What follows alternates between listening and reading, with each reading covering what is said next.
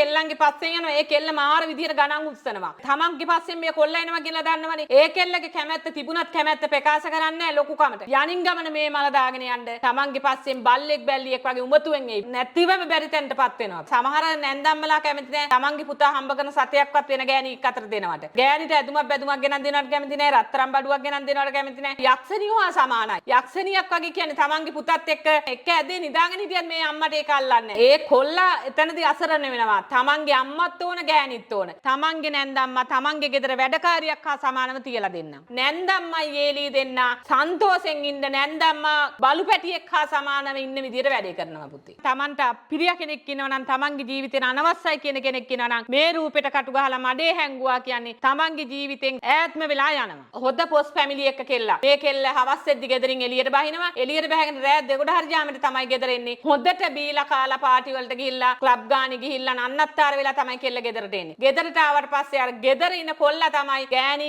දානවා මනේ ඇදෑදා ඒ දේවල් ගෑණිගේ ආවතේ ඔක්කොම කරන්න ඕනේ අර අසරණ මිනිහා තමන්ගේ. අම්මා කෙනෙකුට බලන්න ඉන්න පුළුවන් දේ වගේ දෙයක් වෙනකොට කොහොමද බෑ. මොකද මමත් අම්මා කෙනෙක් පුතේ. මගේ පුතා ඒ වගේ දුකක් විඳිනවා නම් මට බලාගෙන ඉන්නත් බැරි තත්ත්වෙටපත් වෙනවා. අම්මයි පුතයි ඇවිල්ලා කතා කරාට පස්සේ තමයි පුතේ මම මේ වගේ දෙයක් ඒ කෙල්ලගේ රූපයක් හදලා කටු ගහලා මඩ වගුරක ගහන්න හදලා දුන්නා. වැඩේ කරලා වරු 3 යනකොට බැල්ලියක් හා සමානව ගෙදරින් බැහැලා ගියා. ආයේ පැත්ත පලාතක එන්න බැරි වෙන තරමටපත් වෙන විදිහට තමයි පුතේ මම මේ වැඩේ කරලා දුන්නේ. Tamanට කැමති කෙල්ලෙක් ඉන්නවා නම් Tamanට ආදරය කරන පිරිමි ළමයෙක් ඉන්නවා නම් ජීවිත කාලෙම Tamanගේ ළඟින් තියාගන්න මේ රූපවශී බන්ධනෙන් කරන්න පුළුවන්. ලෝකෙ කොතනක හිටියා Tamanට අවශ්‍ය කෙනාගේ නම දන්නවා නම් නම දෙන්න මට. නම දන්නේ නැති අය ෆොටෝ එකක් දාන්න. අනිවාර්යෙන්ම ඒ කරන විදිහ මම පෙන්නනවා යාට. Tamanගේ සහකාරයා Tamanගේ කොල්ලා කෙල්ල Tamanගේ පැත්තට ගන්න නම් මේ වශී බන්ධනය කරන්න කිසිම දවසක වෙනසක් වෙන්නේ නැහැ. ඒ අම්මා කැමති නැහැ Tamanගේ පුතා වෙනත් ගෙදරකට ගිහිල්ලා ඒලිත් එක්ක සතුටෙන් ඉන්නවට. ඒලි Tamanගේ ගෙදරට එනවට කැමතිත් නැහැ. ලොකු දන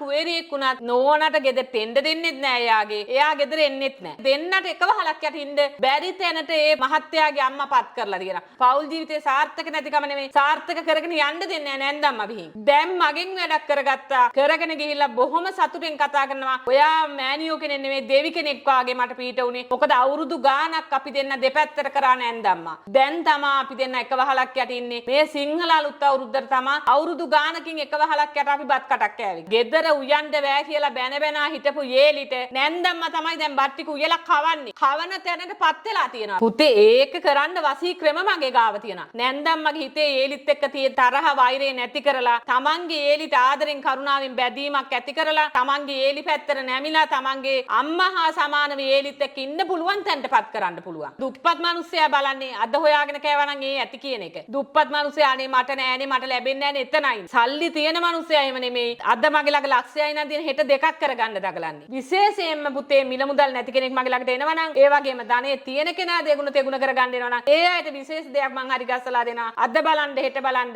කෝටි ප්‍රකෝටිපතියෝ වෙන්න. ඒ වගේම කෝටි ප්‍රකෝටිපතියෝ කරලා තියෙනවා පුතේ. මේ මෑතකදී මහත්තයෙක් ආවා නඩුව හෙට කියලා. අවුරුදු ගාණක් ඇදිච්ච පරණ නඩුවක්. තෙල් එක අරගෙන ගිහිල්ලා තෙල් බින්දුවක් ගන්න මං ඒ යන්න ඕන විදිය කිව්වා. ඒ මහත්තයා ඒ නඩුවට ගියා විතරයි.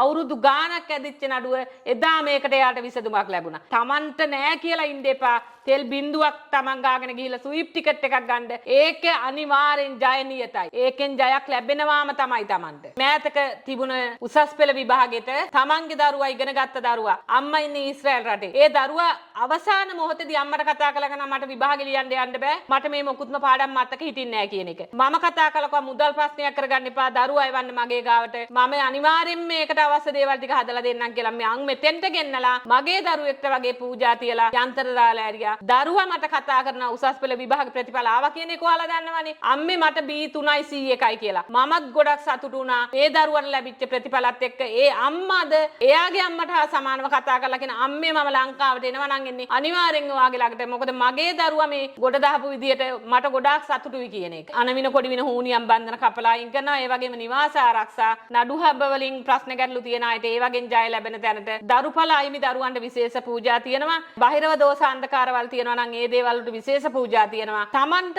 යම් ප්‍රශ්නකින් දැවෙනවා නම් ඒ ඕනම ප්‍රශ්නයකට කතා කරන්න අම්මා කෙනෙක් හා සමානව මගේ පැත්තෙන් කෙරෙන්න තියෙන ඕනම දෙයක් පුතේ මම ඔයාලට කරනවා.